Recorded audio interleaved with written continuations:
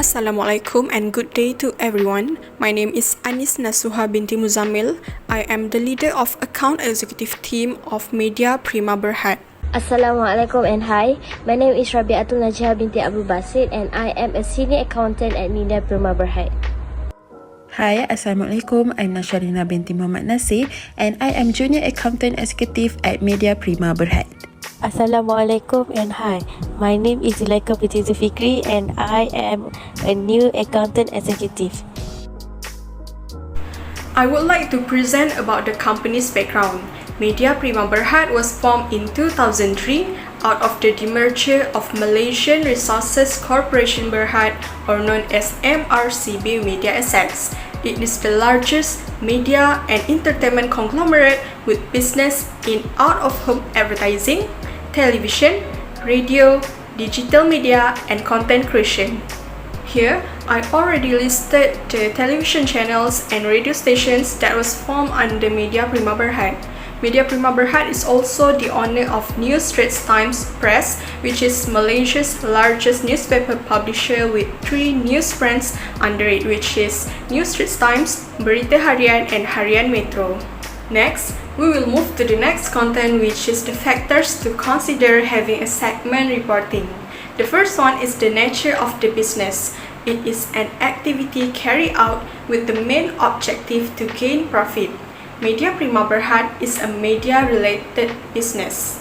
For instance, they have many types of media-related business such as television network, print media, out-of-home advertising, and digital creation. Next factor to consider having a segment reporting is the existence of the manager. Each of the operating segment have their own manager that will keep the regular contact with the chief of decision making.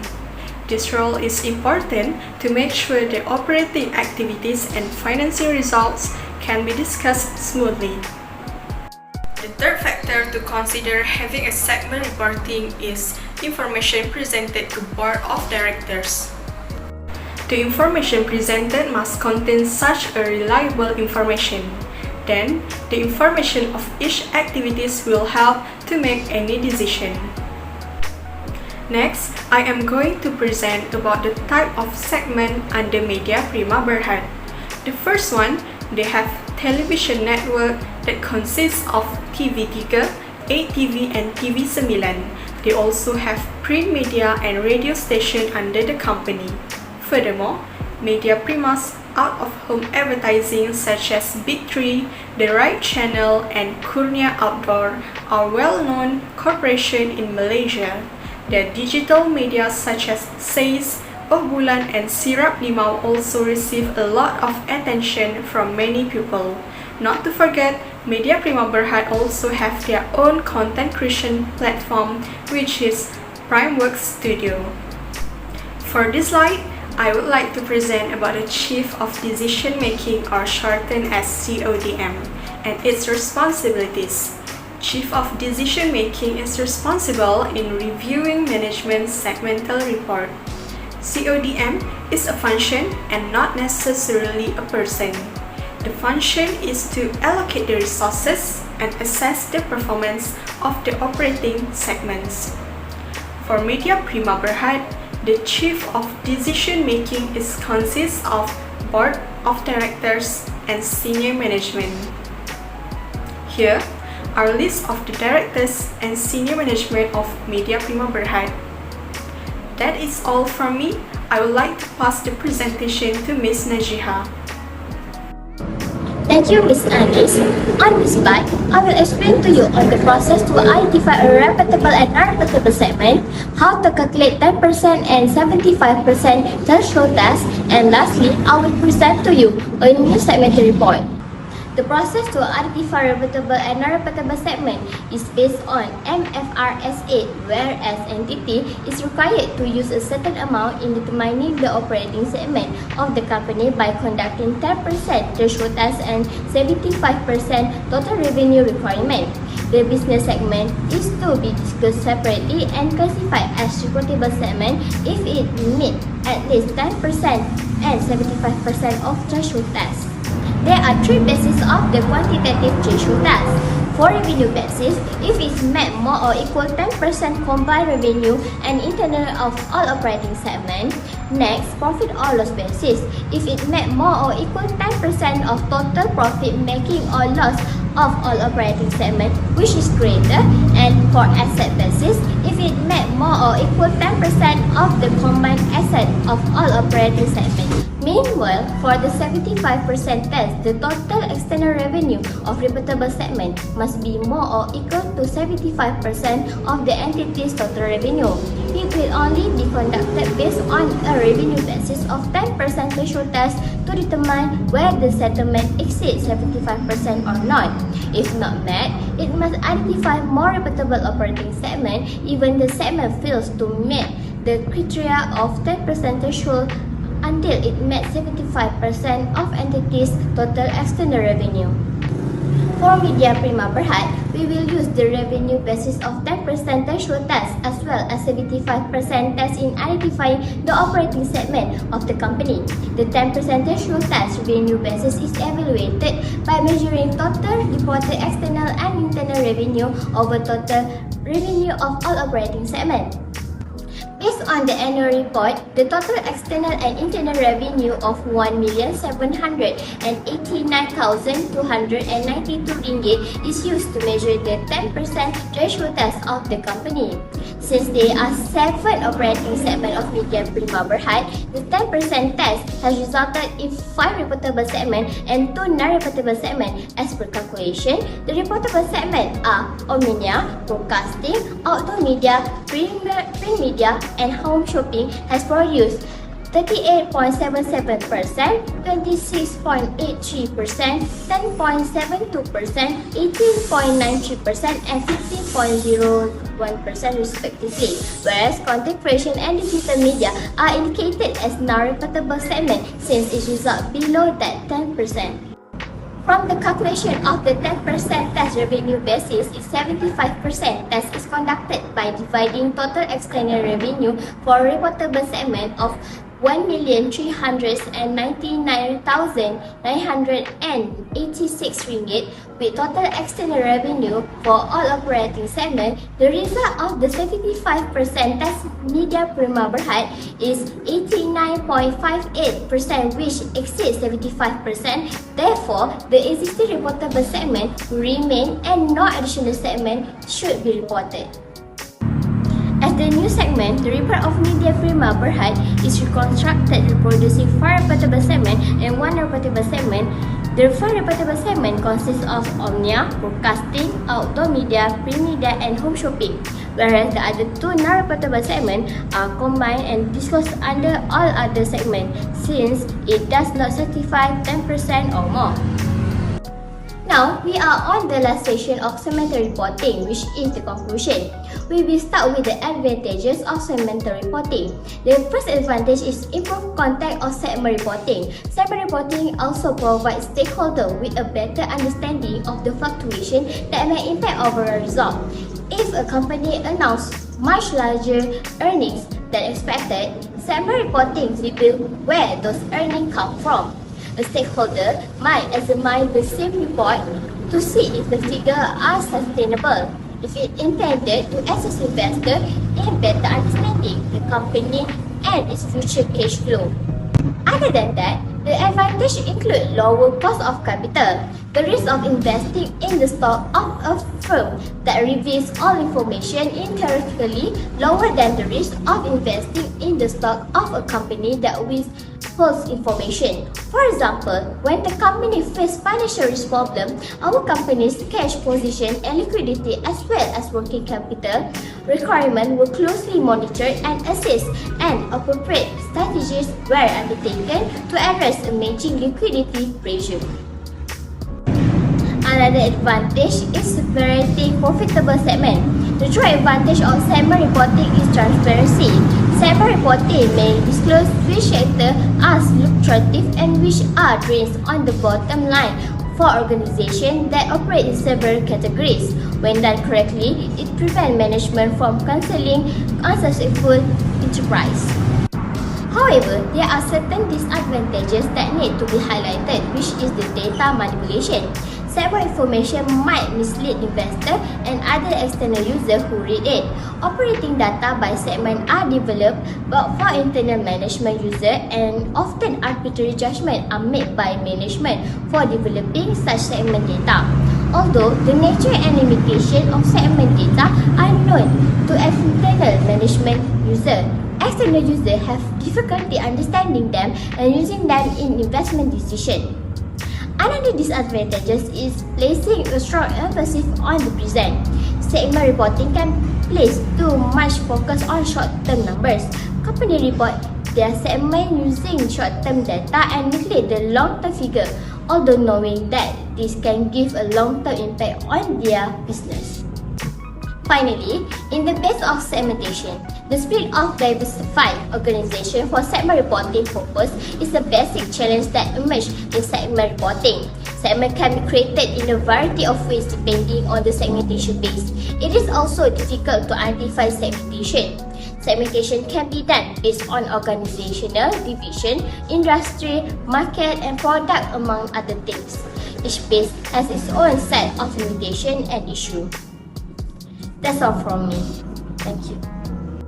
Thank you, NAJIHA. So I will present about basis of preparation.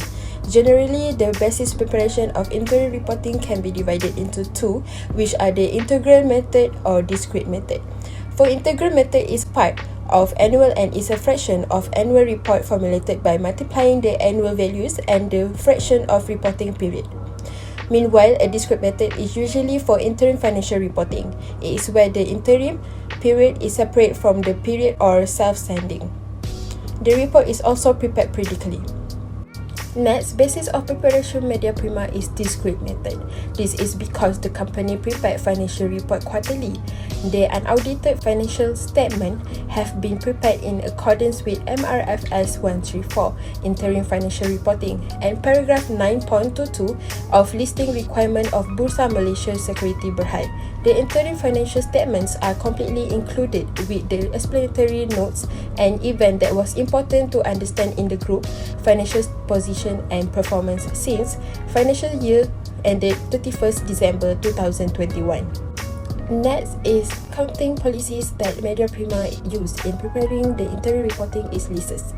A contract is or contains a lease if it conveys the right to control the use of an identified asset for a period of time in exchange for consideration. Leases are recognized as right of this asset and a corresponding liability at the date on which the leased asset is available for use by the group and the company. Lessee needs to recognize the right of use and obligation to pay created by the leases in the statement of financial position. During the financial year, the group and the company apply practically expedients to account for a COVID-19 related to rent concession that meets all of the following conditions in the same way as they would if there were not lease modification. The first one, the change in this payment result are revised consideration for the lease that is substantially the same as or less than the consideration for the lease immediately preceding the change. Second, any reduction in this payment affect only payment due on or before 30th June 2021. Third, there is no substantive change to other terms and conditions of the lease. The company and the group account for COVID-19 related rent concession as a variable lease payment in the period in which the event or condition that trigger the reduced payment occurs. The second accounting policy is investment property. It can be defined as the land or building or part of the building or both had for the following specific purposes to earn rental or for capital appreciation or both, and not for the use of administrative, supplier or goods or services or production purposes for sale. The investment properties are depreciated on the straight line to allocate the cost of their residual values over their estimate useful life. Media Prima Berhad measure the investment properties at cost less accumulated depreciation and accumulated impairment losses. Next type of interim reports. So the minimum content that should be present in the interim financial report is a set of condensed financial statements for the current and comparative period information. There are 5 types of interim report, which are unaudited, condensed, consolidated, statement of comprehensive income, statement of financial position, statement of cash flow, statement of changes in equity, and notes to the interim financial report. An interim report is the reporting the financial result of any period that is shorter than a fiscal year. A company may choose to prepare to their interim report half-yearly or quarterly. Media Prima has prepared 8 interim reports quarterly from 1st April 2021 to 30th June 2021.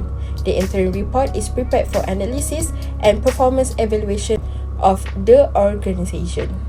That's all from me. I will pass this presentation to Zulaikha. Next, I will present to you the period for the current and comparative of each statement prepared by the company.